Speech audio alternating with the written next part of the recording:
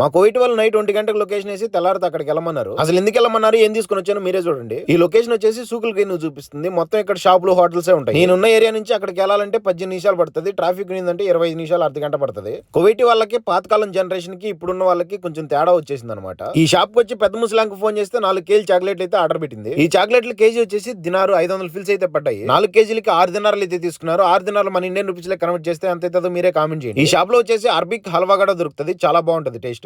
6 దినార్లు డబ్బులు కొట్టి కవర్ ఎత్తుకొని బయటకు వచ్చా. ఇదే చాక్లెట్లు జమియాలో చూడండి రేట్ ఎంత ఉన్నాయో. జమియాలో మనకి ఒకే రకమైన చాక్లెట్లు దొరుకుతాయి, మిక్స్డ్ చాక్లెట్లు దొరుకుతాయి అనమాట. రంజాన్ స్టార్ట్ అయిన 15 రోజులకి అయితే ఈ చాక్లెట్ల పండుగ జరుగుతుంది. అన్ని తీసుకుని వెళ్ళి ఈ బుట్టలో పోసుకొని చుట్టూ డాన్స్లు వేస్తారు. 20-30 రకాల చాక్లెట్లు ఉన్నాయి ఇక్కడ. ఈ సంచి వచ్చేసి చిన్నపిల్లల సంఖ తగిలించుకొని ఇంటింటికాడికి వెళ్ళి చాక్లెట్ అయితే తీసుకొచ్చుకుంటారు. అది ఎలా ఉంటుందో నెక్స్ట్ వీడియోలో చూపిస్తా. ఈ పెద్ద ఆవిడ చూడండి ఎన్ని చాక్లెట్లు కొనిందో. జమియాలో కూడా అటు ఇటుగా కొంచెం సేమ్ రేటే ఉన్నాయి. ఒక్కసారి వీళ్ళు ఏడన్నా కొంటే మళ్ళీ ఎంత దూరమైన ఆడికే చూసారు కదా. 6 దినాలకి ఎంత అవుతుందో మర్చిపోకుండా కామెంట్ చేయండి. ఈ పండుగ నెక్స్ట్ వీడియోలో చూపిస్తా. Please like and subscribe. ఉంటా, బాయ్.